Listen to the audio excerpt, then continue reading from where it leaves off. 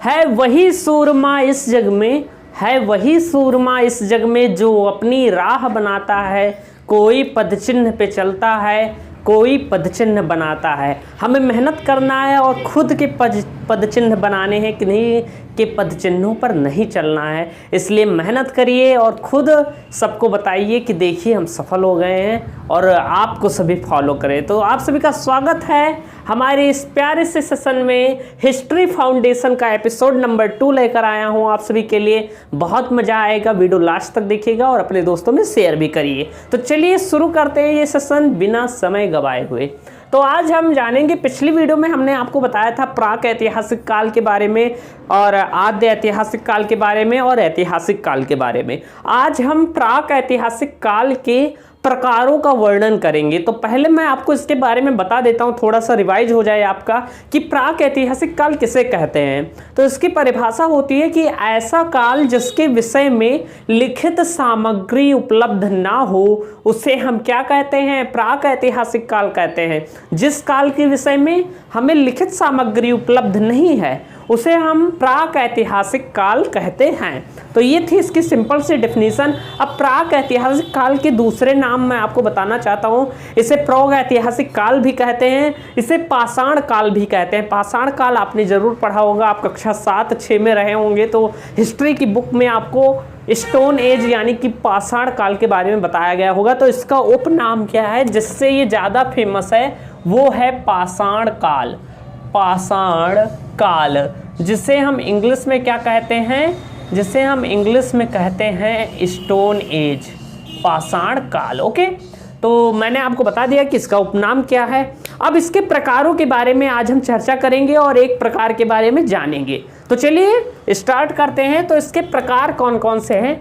तो ये जो प्राक ऐतिहासिक काल था इसे कई प्रकारों में बांटा गया, मैं आपको बताना चाहता हूँ। जैसे कि इसका पहला प्रकार क्या है, पहला प्रकार इसका है, पहला प्रकार इसका पुरा पाषाण काल है। ओके, इसे पहला भाग जो था इसका ये था पुरा पाषाण काल, पुरा पाषाण काल। ओके, और इसका दूसरा भाग जो था वो था मध्य पाषाण काल। इसे 3 भागों में बांटा गया प्राक ऐतिहासिक काल को।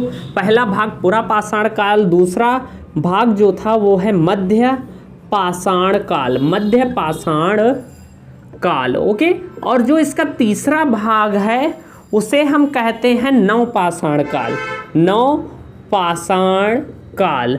और हम इन तीनों के बारे में अब धीरे धीरे आपको सारी चीज़ें बताऊंगा कि पुरा पाषाण काल क्या है और मध्य पाषाण काल और नवपाषाण काल क्या है। ओके, अब इसके बाद क्या हुआ कि मुख्य तरह से इसे 3 भागों में बांटा गया, लेकिन इसका चौथा भाग जो है जो इसके बाद आता है उसके बारे में भी हम चर्चा करेंगे, जिसे हम कहते हैं उत्तर पाषाण काल। उत्तर पाषाण काल में क्या होता है, जैसे पाषाण काल जब खत्म हो गया तो उसके बाद के काल को हम क्या कहते हैं, उत्तर पाषाण काल कहते हैं, जो कि इसका चौथा भाग है। अब जैसे आपने अगर कभी भी हिस्ट्री पढ़ी होगी तो ऐसा देखा होगा, मौर्य काल, उत्तर मौर्य काल, या गुप्त काल, उत्तर गुप्त काल, यानी कि गुप्त काल के बारे में कुछ चीज़ें बताई गई। अगर कहीं पर लिखा है गुप्त काल तो उसमें गुप्त काल के बारे में सारी चीज़ें बताई जाएंगी, और अगर लिखा है उत्तर गुप्त काल तो यानी कि गुप्त काल के बाद का जो समय था वो है उत्तर गुप्त काल, और उस समय के सामाजिक स्थित संस्कृति के बारे में बताया जाता है उत्तर गुप्त काल में। तो इसी तरह प्राक ऐतिहासिक काल यानी पाषाण काल जब समाप्त हुआ तो उसके बाद एक और काल आया, और जिसके बारे में हम चर्चा करेंगे वो है क्या, उस काल का नाम है उत्तर पाषाण काल, उत्तर पाषाण काल। तो इन 4 कालों के बारे में हम जानेंगे इस प्राक ऐतिहासिक काल के बारे में। तो पहला है पुरा पाषाण काल, दूसरा मध्य पाषाण काल, तीसरा नवपाषाण और चौथा उत्तर पाषाण काल। ये सभी बहुत इंपॉर्टेंट है। अगर आप किसी भी एग्जाम, चाहे वो यूपीएससी का हो, एसएससी का हो, एसएससी सीजीएलसी, एचएसएल, सीपीओ, जीडी, इन सारे एग्जाम्स में इससे रिलेटेड के प्रश्न पूछे जाते हैं। तो जरूर इस वीडियो को लास्ट तक देखिएगा। तो चलिए शुरू करते हैं। आप इसे नोट कर लीजिए कि कितने भाग हैं, और इधर मैंने कुछ पॉइंट्स लिखे हैं जिसके माध्यम से आपको बताऊंगा। अब मैं पूरा लिखता तो बहुत ज़्यादा समय लगता, तो इसलिए मैंने थोड़ा लिख लिया है, फिर आपको मैं बताऊंगा और समझाऊंगा, क्योंकि हिस्ट्री को याद नहीं किया जा सकता, हिस्ट्री को लिख के पूरा रटा नहीं जा सकता, हिस्ट्री को सिर्फ समझा जाता है। हिस्ट्री समझ लीजिए एक स्टोरी है, जैसे आप मूवी देखते हैं, हम जितना अच्छा से आपको समझाएंगे आपको उतने ही अच्छे से याद होगा। तो सिर्फ हमें इसे समझना है, हिस्ट्री कभी रटी नहीं जाती। ये कोई फिजिक्स या केमिस्ट्री मैथ नहीं है जैसे हम परिभाषाओं को याद करके याद कर सकते हैं कि प्रकाश किसे कहते हैं, परिभाषा याद कर ली तो हो गया। इसे सिर्फ समझा जाता है क्योंकि इसे याद करना संभव नहीं है। ये बहुत अनंत तक है, इतिहास सीमित विषय नहीं है, बहुत ब्रॉड नॉलेज है इसका, बहुत सालों से चला आया है। तो सारी चीज़ें याद नहीं की जा सकती, सिर्फ समझा जा सकता है। तो चलिए शुरू करते हैं पुरा पाषाण काल के बारे में। तो यहाँ पर देखिए पुरा पाषाण काल मैंने लिखा है कि पुरा पाषाण काल वह समय है या वह समय था जब मानव ने पत्थरों के औजार बनाना शुरू किए। अब देखिए पत्थरों के औजार बनाना शुरू किए, मुख्य पॉइंट है इसका नाम क्या है, पाषाण काल। पहले मैं थोड़ा आपको बताना चाहूँगा कि पाषाण काल इसका मतलब क्या होता है। देखिए पाषाण काल, तो देखिए इसका मतलब पहले जानिए आप ध्यान से कि पाषाण काल क्या होता है इसका मतलब। तो पाषाण मिस होता है मेरे प्यारे दोस्तों पत्थर, पाषाण मिस क्या होता है पत्थर, और काल में होता है समय।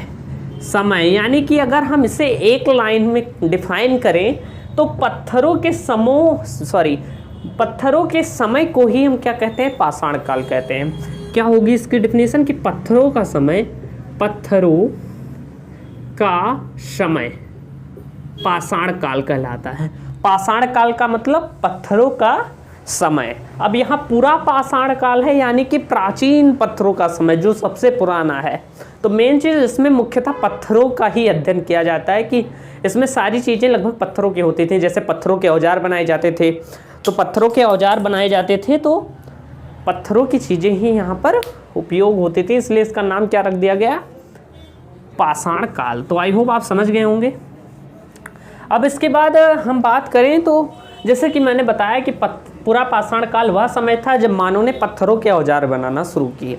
पूरा पाषाण काल में मानव ने शिकार के उपलक्ष्य से या खेती करने या कुछ भी चीज़ें करने के लिए पत्थरों के औजार बनाए और ये पत्थरों के औजारों से ही शिकार करते थे। अब इसके बाद है कि इसकी अवधि क्या थी, इसका समय क्या था। तो पूरा पाषाण काल लगभग 25 लाख से 20 लाख वर्ष पूर्व, यानी कि आज के लगभग 25 से 20 लाख वर्ष पूर्व और आज से लगभग 12,000 वर्ष पूर्व तक था। यानी कि इसकी शुरुआत हुई थी लगभग 25 से 20 लाख वर्ष पूर्व और समाप्त हुई है सिर्फ 12,000 वर्ष पूर्व तक। यानी कि आज से 12,000 वर्ष पूर्व क्या था, पूरा पाषाण काल था। और इसकी शुरुआत कब की हुई थी, लगभग 25 से 20 लाख वर्ष पूर्व तक। इसकी अवधि बहुत बड़ी है और इसके विषय में कोई लिखित सामग्री नहीं है क्योंकि उस समय के मानव को भाषा, लिपि इन सब का ज्ञान नहीं था। अब इसके बाद क्या है कि इस समय के मानव खाना बदोश थे। इस समय के मानव क्या थे, खाना बदोश थे।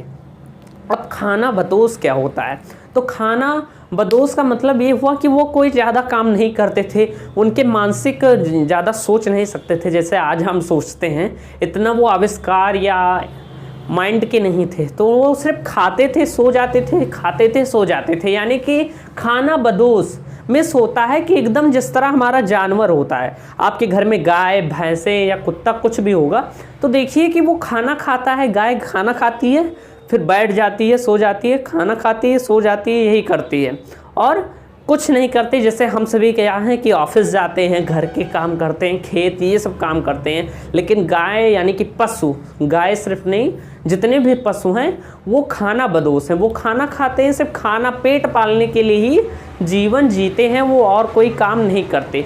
लेकिन मानो खाना खाता है, फिर आगे बढ़ने की क्षमता रखता है। जैसे हम पढ़ाई कर रहे हैं, हर चीज़ हमारे अंदर वो है, हम योग्यता रखते हैं, हम कुछ भी कर सकते हैं, हम साइंस क्षेत्र में जाते हैं, हम आर्मी भी ज्वाइन कर सकते हैं, हर चीज़ें हम करते हैं।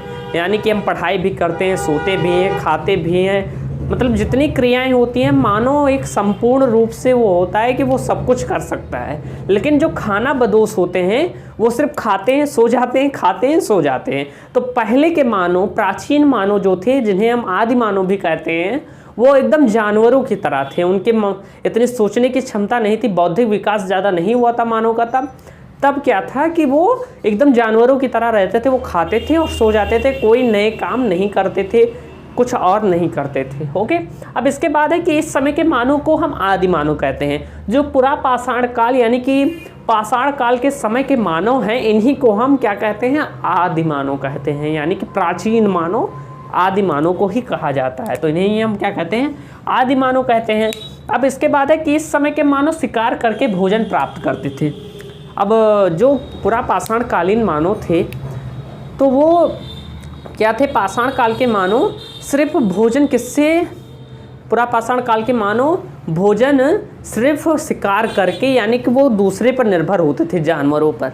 वो हमेशा शिकार करके ही भोजन ग्रहण करते थे और अधिकतर उनका क्या था, वो शिकार ही करते थे।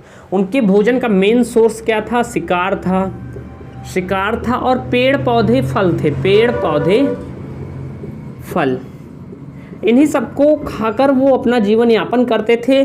तब के समय में खेती होती नहीं होती थी, तो उससे वो भोजन नहीं प्राप्त करते थे, वो सिर्फ क्या करते थे, शिकार करते थे। शिकार किससे करते थे, पत्थरों से करते थे, पत्थर के औजारों से वो शिकार करते थे। पत्थर के औजार होते थे पुरा पाषाण काल में और इन्हीं से वो क्या करते थे, शिकार करते थे। तो आई होप आप इसे अच्छी तरीके से समझ गए होंगे। अब इसके बाद हम चर्चा करेंगे इसके बाद और भी कुछ महत्वपूर्ण घटनाओं के बारे में। अब महत्वपूर्ण घटनाएं क्या हैं, इसकी सबसे महत्वपूर्ण घटना जो कि परीक्षाओं में पूछी जाती है, महत्वपूर्ण घटना करके लिखिए, पुरा पाषाण काल की महत्वपूर्ण घटना क्या है। तो पुरा पाषाण काल की महत्वपूर्ण घटना यही है कि पुरा पाषाण काल में ही मानव ने आग की खोज की, यानी आदि मानवों द्वारा आग की खोज इसी काल में हुई। तो इस काल की प्रमुख घटना क्या है, आग की खोज।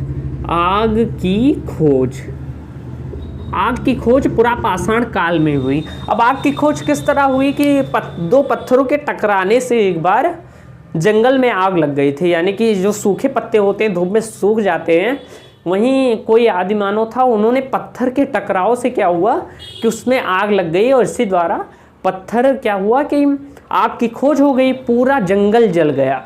उसी पत्थर के टकराव से पूरे जंगल में आग लग गई और जंगल के जितने जानवर थे उसी में क्या हो गए, मर गए, जल गए। तो जलने के बाद वो थोड़ा क्या कहते हैं कि जल गए तो जैसे पक गए, जल के मर गए और पक भी गए, जैसे मांस को सभी पकाते हैं तो उस तरह वो जल के पक गए। तो जब आदि मानव ने, प्राचीन मानव ने उसे ग्रहण किया तो क्या हुआ कि उन्हें उसका स्वाद अच्छा लगा।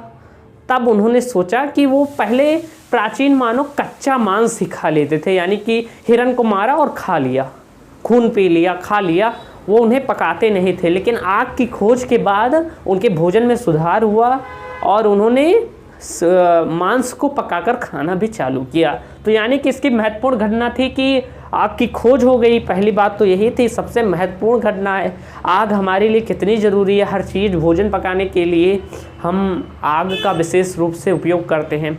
और उसके बाद उन्होंने क्या किया कि मांस को पकाकर खाना चालू किया, मांस को पकाकर खाना शुरू किया। इसी काल में खाना शुरू किया, आदि मानव ने मांस को पकाकर खाना शुरू किया इसी काल में। तो ये सारी चीज़ें यहाँ की महत्वपूर्ण घटना थी। अब एक मैं पॉइंट आपको नोट कराना चाहूँगा, आई होप आप इधर का नोट कर चुके होंगे। तो प्रश्न पूछा जाता है तो इसे लिख लीजिए और आज के लिए बस ये बता दूँ, एक नोट है बहुत इंपॉर्टेंट है, उसे देख लीजिएगा। क्या है कि प्रश्न में आपके, जैसे आप कोई भी एग्ज़ाम की तैयारी कर रहे हैं, एसएससी, यूपीएससी या किसी भी एग्ज़ाम की, उसमें कभी कभी पूछा जाता है कि मानव द्वारा की गई पहली खोज क्या है। यानी कि क्वेश्चन ये होता है कि मानव द्वारा की गई पहली खोज क्या है। तो इसका आंसर क्या होगा, आग ही क्या थी, मानव द्वारा की गई पहली खोज, जिसे हम क्या कहते हैं, आग। ओके, आग क्या थी कि मानव द्वारा की गई पहली खोज थी और इससे आपका ये क्वेश्चन भी सॉल्व हो जाएगा। और कभी कभी पूछा जाता है कि खाना बदोश क्या होते हैं, तो वही खाकर सो जाने वाले ही खाना बदोश होते हैं। किस समय के मानव को हम आदि मानव कहते हैं, तो पाषाण काल के मानव को ही हम क्या कहते हैं, आदि मानव कहते हैं। तो आई होप आपको आज की वीडियो बहुत पसंद आई होगी। वीडियो पसंद आई हो तो वीडियो को लाइक करें और चैनल को सब्सक्राइब करें। मिलते हैं अगली वीडियो में।